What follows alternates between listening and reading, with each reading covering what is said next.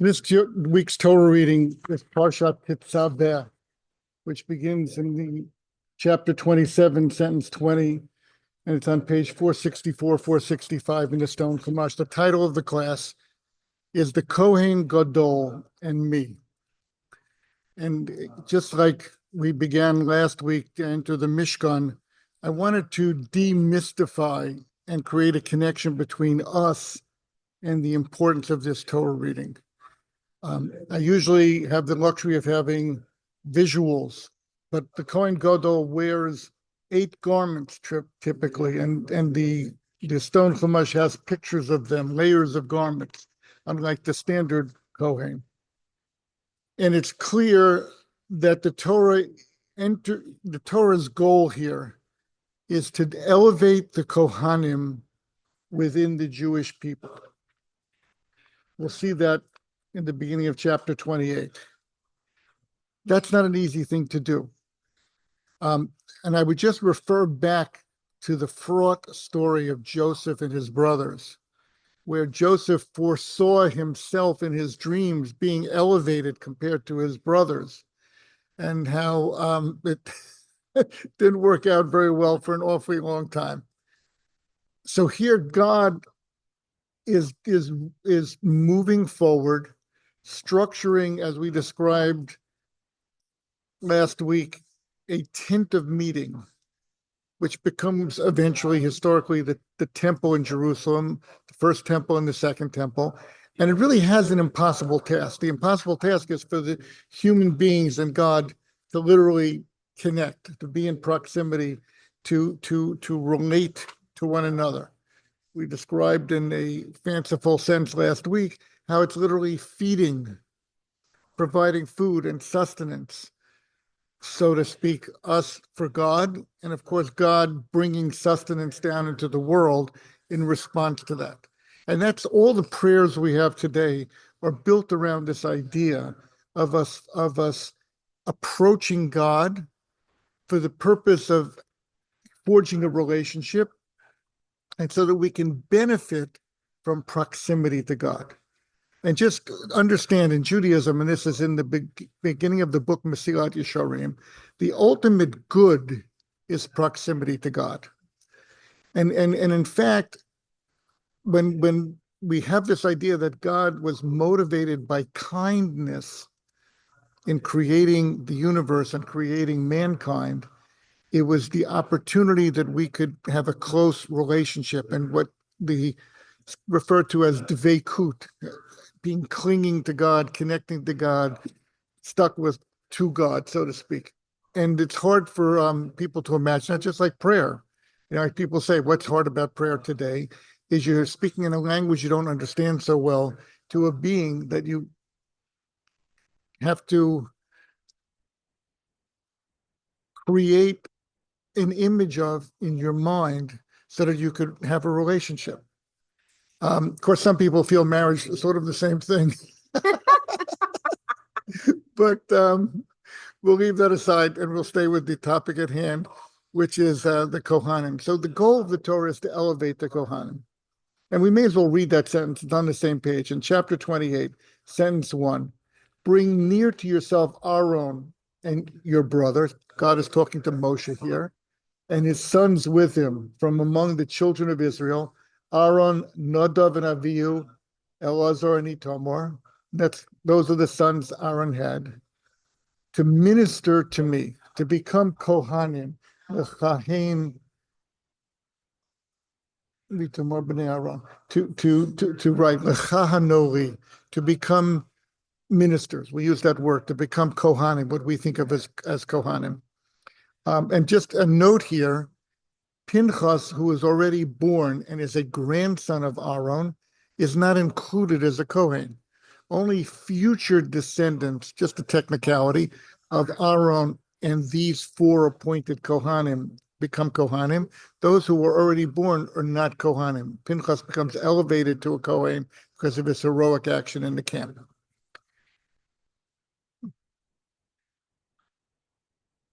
The moral challenge here is it possible to elevate within the camp? within the Jewish people. What does it mean? It means you're given certain privileges, you're added certain obligations. Your goal is to remain connected to the people and to, in a certain sense, be more especially connected to God. So you can see the tension right away in doing that. It's this point where you have all the Jewish people and you're elevating a particular family, in this case, 5 individual people, for the purpose of them adding to and creating elevation for everyone else. And that's the way we have to see it. And just for a reference here to clarify this, back when the Torah was given in Exodus, and it's chapter, I have the source written down here and I don't see it right now. It's chapter 19. It says the goal of the Torah being given at Sinai was to create a mamlechet kohanim for Goy Kadosh, a nation of kohanim, meaning amongst the world, the same idea. You have the populace of the world, and God is elevating through the giving of the Torah, in that case, the Jewish people to be a mamlechet, a kingdom of priests, the Goy Kadosh, and a holy nation, a nation that's distinguished, again, for the same idea, to elevate the rest of mankind. So it's almost like a gravitational thing. You want to pull up a group so that they can have an impact on the rest and they can pull them up. So what's fraught about that? What's fraught about that, and we all know this anytime we try to give privileges to our own children, is that oftentimes the result is a disconnect between the elevated person and the people that they're meant to have an impact on, and the person themselves lose their way. And indeed, all the references in the time of the Second Temple, and this even, I dare say, is part of the narrative of the New Testament, is that the Kohanim, who was a privileged group, were the most corrupt group. You know, the high priesthood was bought and sold.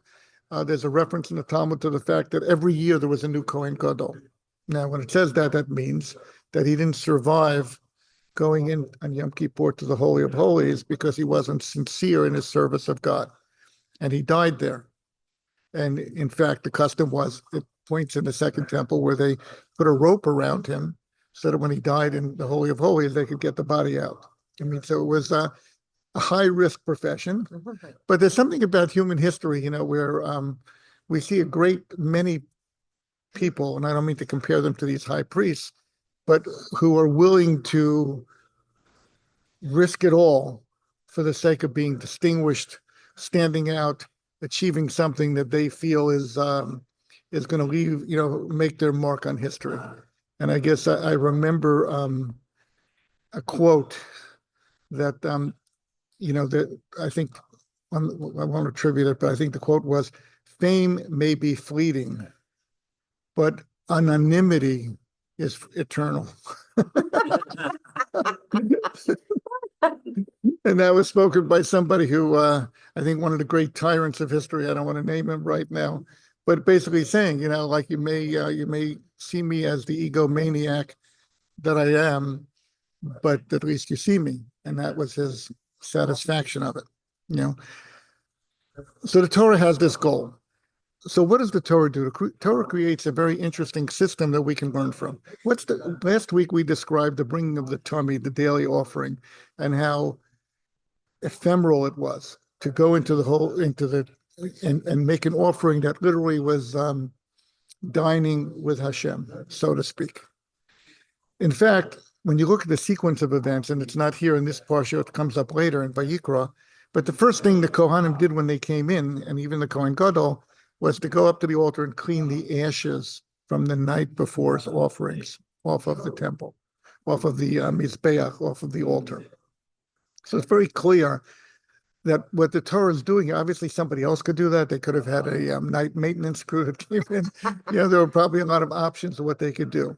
But it's a very big idea for a person to take on an entire project, including the quote unquote demeaning or parts of it, especially if you want the person to maintain that kind of integrity in terms of what they're out to accomplish. And that's what the Torah builds in. It's such an interesting thing that you think, donning special garments, immersing yourself in a mikvah, coming up before sunrise, preparing everything, getting ready to light the menorah, which was an amazing opportunity to bring offerings on the temple on behalf of the Jewish people to reconnect humanity with God. And the first thing you have to do is take a little shovel and clear off last night's ashes. And there's tremendous import to that. It's understood in different ways. Rav Hirsch has a different understanding of it, that it's the idea of human beings need to feel they have to start fresh and start each day fresh. And we do that when we say Modeh Ani Lefonecha. We announce that God has restored us to life and try to look at every day as a new life. And that's what Hirsch stresses. But I want to stress here, and other commentaries do as well, that it was a sense of grounding the person. And I want to try to expand on that idea a little bit, because I think we see it right at the beginning of this parsha, an echo of that. If you look on page 464, the beginning of Tezave, Tezave et Bnei Israel. Now you shall command the children of Israel that they shall take for you pure pressed olive oil for illumination, to kindle the lamp continually. In the tent of meeting outside the partition that is near the testimony tablets, Aaron and his son shall arrange it from evening until morning before Hashem, an eternal decree for the generations. Now, this is presented completely differently later in the Torah, where it talks about Aaron being charged with the halot chatanero, to rekindle the menorah in a very grandiose way. Here, I think specifically, and there's a commentary that says this, the emphasis is on preparing the oil, picking the olives, cleaning them up properly. I was in Israel a couple of years ago. They found in Old Hebron an olive press, which they think may have been used to create oil for the temple, because it had a system where as you approach it, you literally had to walk down through a mikveh and come out the other side and then reach the olive press and do your work. And then when you left, you did the same thing. And that's distinguished. It's unusual, and it's because the oil had to be produced with total holiness and purity for the purpose. So all the workers, in other words, it's almost had to go through this process. Again, what's the Torah doing here? Instead of starting off with the grand vision of the Kohen Gadol going in and lighting the candelabrum, which the Torah does record later, it says no. The people need to pick the olives, prepare the oil so that the lamp can be lit. Now, this evokes for me a sense of preparing to do a mitzvah. It's a term in Jewish law called hechsher mitzvah, the word kosher, but kosher, something is kosher or not kosher, but hechsher is to prepare it so that it's kosher. And there are many examples of this. I want to refer to one specific one from the Talmud. The Talmud in Bava Metzia 85b records that in the time of Hanina ben Dosa, there was a crisis amongst the Jewish people, and Torah was being forgotten. And he single-handedly undertook to revive Torah study in the Jewish people. And he recounts it in a discussion. He says, what did I do?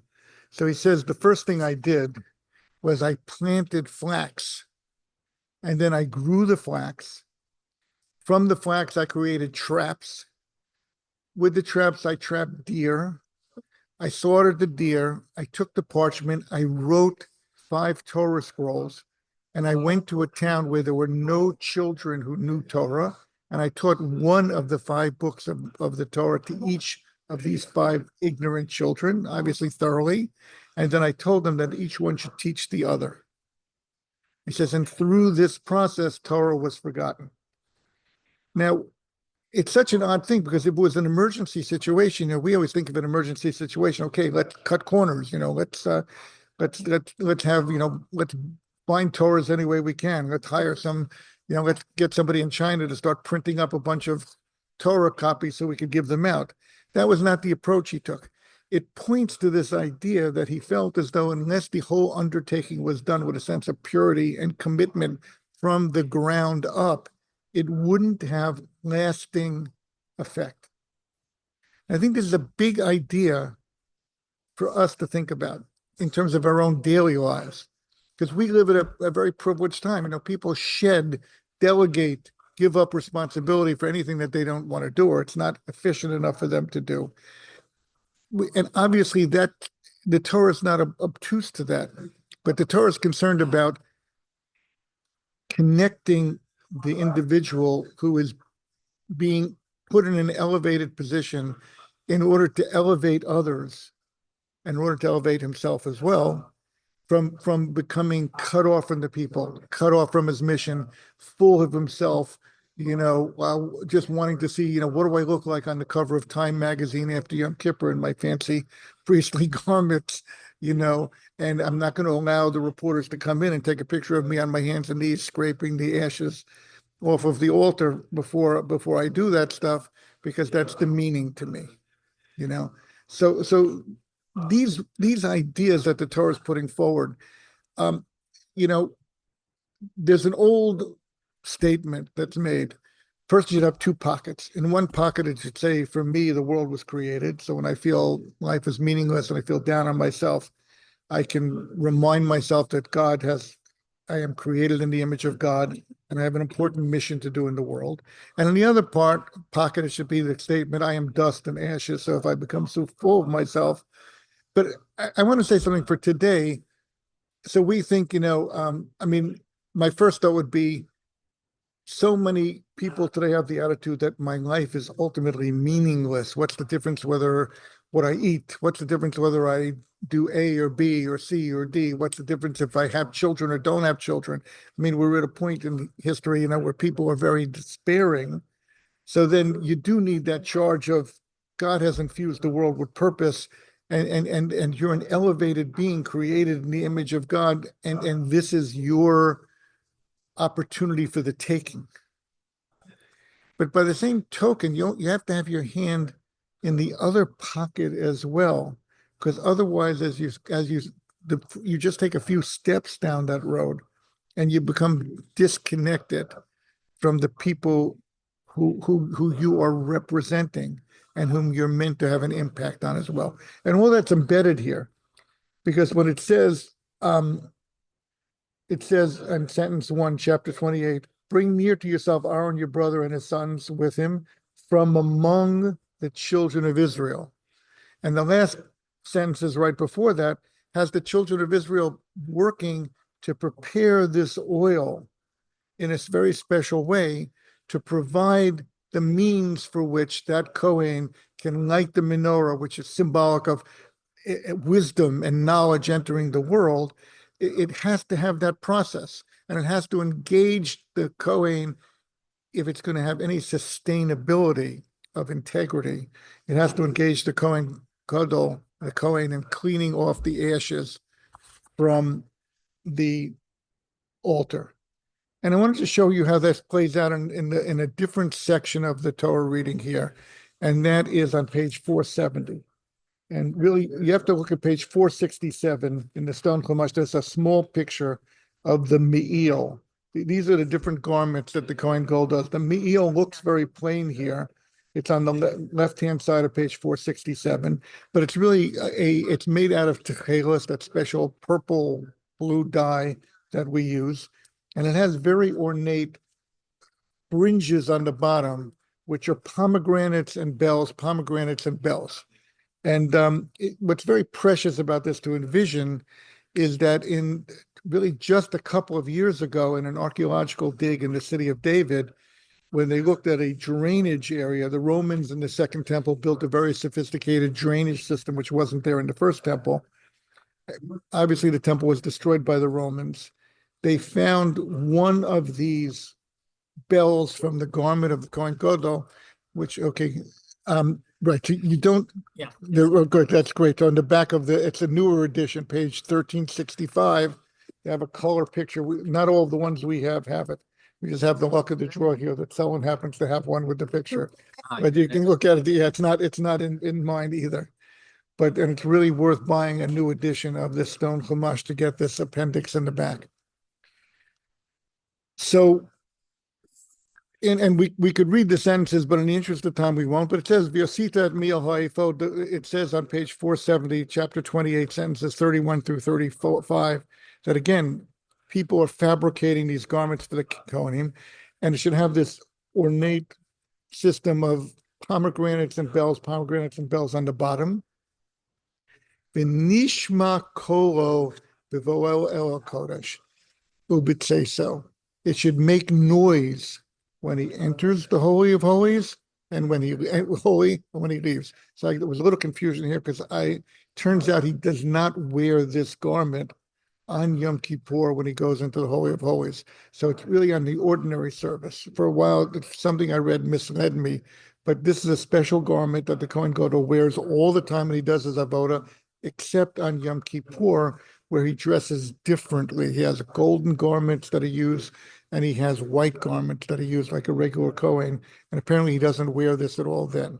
But in his ordinary work, he has to make this noise. So this is very perplexing. The Ramban, Nachmanides, early commentator on the Torah, asked the question: this is not normal. You don't see this in kings and rulers. You don't see them wearing garments that make noise. And he found that very perplexing. And he offers. There's really, I'm going to cite 3 different streams of thought in terms of how this could be understood. So what the Ramban says is that when he enters and leaves, it should be as if God is giving him permission to enter and permission to leave. Now, this is a big topic, but in other words, if he simply were to walk in unannounced, so to speak, it could lead, and there's different ways of understanding this, to my way of thinking, it could lead him feeling overly familiar, like I could just come and go here. I'm the Kohen Gadol. Other Kohanim, and it's played out in one of the other commentaries. They come in groups. They oftentimes their services shared. They work in groups. They have 2 weeks on and 48 weeks off each year. And that's the way the Kohanim worked. But the Kohen Gadol was a year-round servant in the temple. But he seems to say this idea that it's as if you're knocking on the door. And indeed, there's a statement from the rabbis that said, based on this, even when a person comes into his own home, obviously if no one's in the home, you don't have to knock on the door. But if there's anyone home, your wife is home, your wife is coming in your home, you have kids home, whatever the story is, a person should knock on the door just because of what they call derech eretz, just because of the sense that you don't come barging into a situation. To me, this also speaks to the notion of keeping the perspective of the Kohen Gadol focused on this idea that I'm coming in for a purpose. Like we would call it in a way mindfulness today. In other words, I don't just, my walking in itself has a certain pomp and circumstance and noise and sense that I'm announcing that I'm coming in. And of course, the Ramban says, and when he leaves, he has to take leave of God, so to speak. But he should understand that as a human being, since this is what he represents, even when he leaves, he needs to maintain his distinction as a human being. That even when he takes off these garments, because he doesn't just wear them all day long, he wears them when he serves in the temple. There's a whole discussion whether a Kohen can wear them outside or not. And we'll leave that for another time, but it's very much related to Hanukkah, because when the Kohen Gadol at the time, who was Shimon HaTzadik, went to greet Alexander the Great, says specifically he wore all the priestly garments. And of course, the Talmud records that when Alexander saw him, he said, this is the way he appeared in a dream to me every time I went out to battle. So he recognized him. Okay, but we're leaving that aside right now. The big issue is this: the Ramban is saying again, and I think this is in tune, and it reinforces what we've been saying until now, that there needs to be a sense of reverence. There needs to be a sense of reminder. And again, I would just point to the book Mesilat Yesharim, which says in the beginning that the foundation of spiritual growth is focus. And my wife, she should rest in peace, always used to say consistency. Now, she used to preach the idea of being a consistent person. And again, no one's perfectly consistent, and we all have our challenges. But that she felt that was an attribute that people needed to cultivate with themselves. And if you think about it, when you think about a person having integrity, the very word integrity means that this is who I am. And so that's the sense that the Ramban understands it. A second opinion, and I didn't write down all my sources here, is that these bells on the bottom making noise were like tzitzis. So tzitzis have this idea to remind us that there's a God above us. I think it's a different idea than asking permission. It's not a question. It's not a question of trying to blunt his sense of familiarity and feeling too at home in the service of Hashem in the temple. But I think it's a question of just to challenge himself, to elevate himself. I know the idea with tzitzis, and it's interesting because this whole garment was made out of tchelet, the color thread that we use for tzitzis. So that's where that idea comes from. But the idea is to remind a person that there's a heaven above and that there's a God supervising the world. A little bit of a different idea.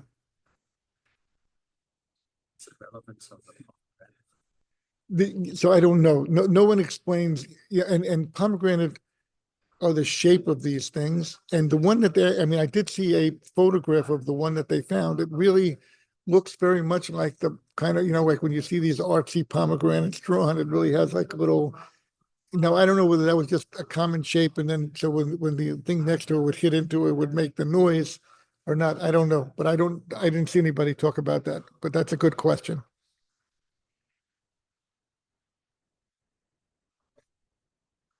The third opinion, it's hard for me to just make all these distinctions exactly clear right now in my mind, but that he was entering only for the purpose of doing the business of the Kohen Gadol. In a certain sense, and here it's analogous to, one thing that is common for kings is having someone announce they're coming. The king is coming, right? And there are people marching ahead of them and all this other stuff.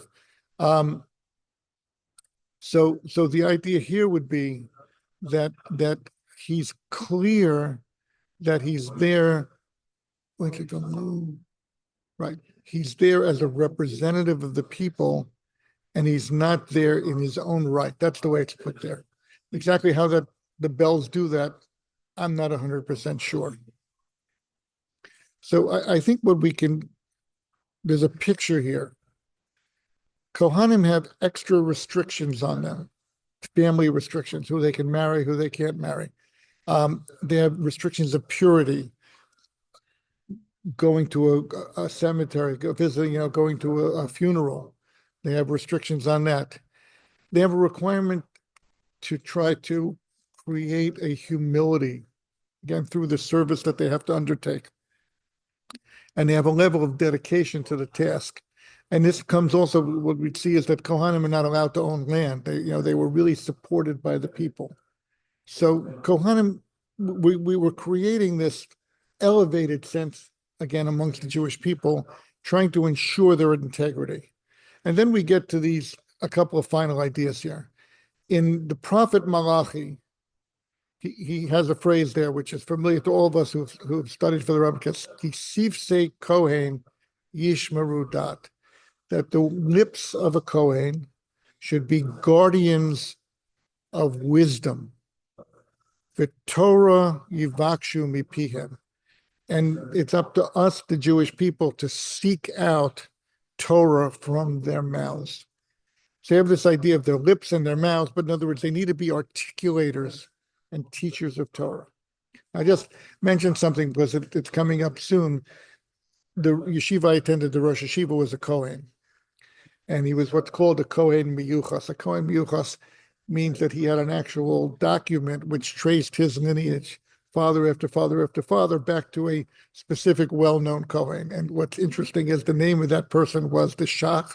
He wrote a commentary called Sifsei Kohen because he was a Kohen. It's one of the classical commentaries on that you study when you learn for Smicha, when you learn for the rabbinate. So people will say there's the Shach, and the Shach is an abbreviation for Sifsei Kohen.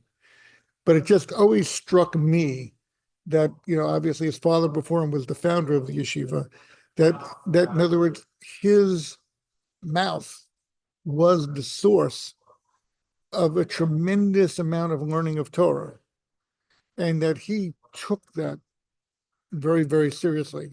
That meant a great deal to him.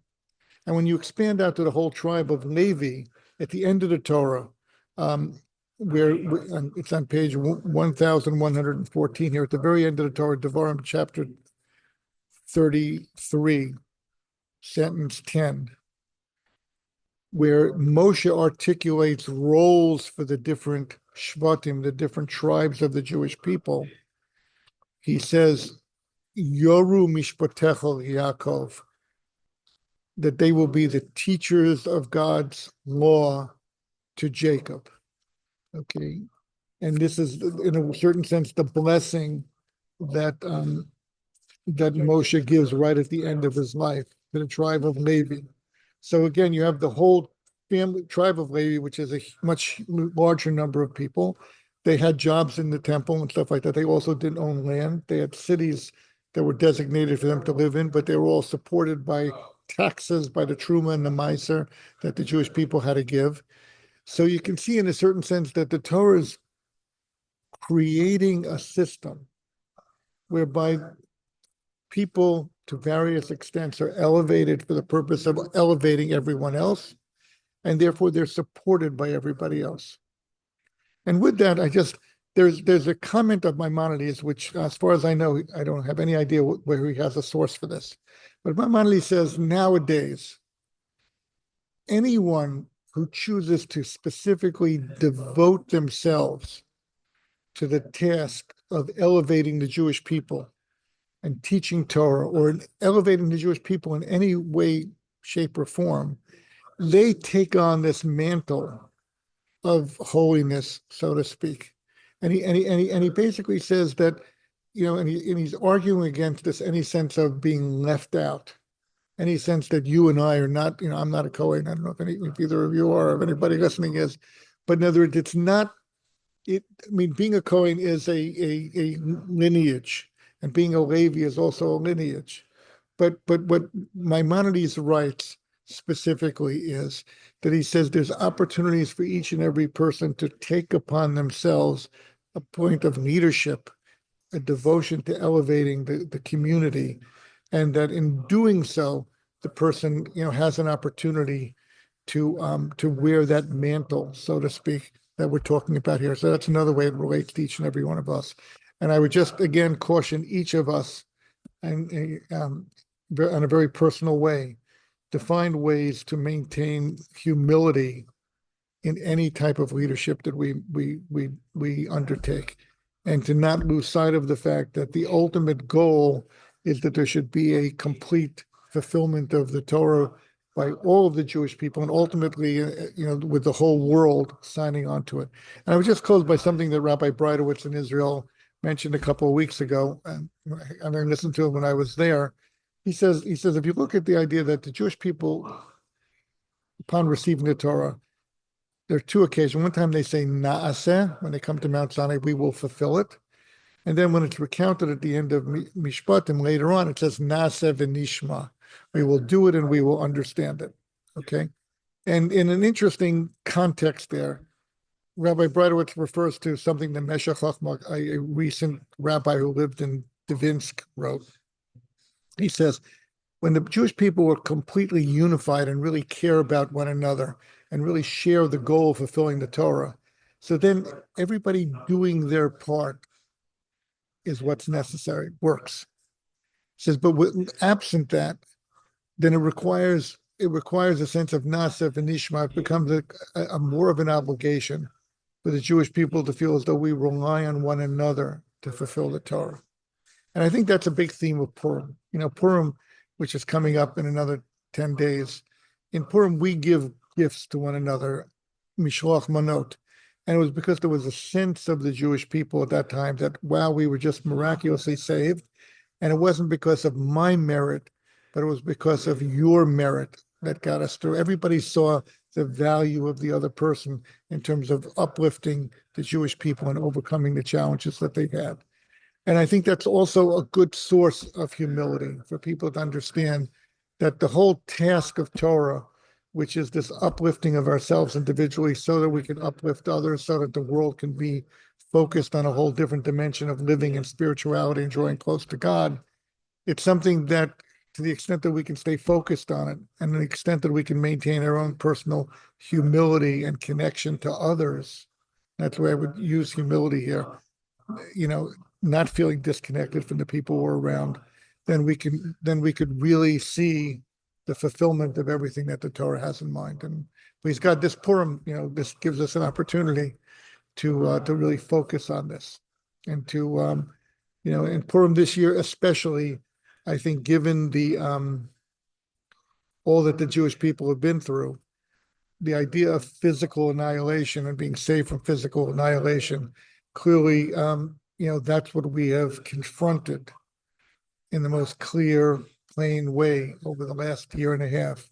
And please God, we should see that collectively we should have the merit and the focus and the commitment to see this through, and to overcome that challenge and overcome all the spiritual challenges and all the, and really do our job and complete the task in front of us.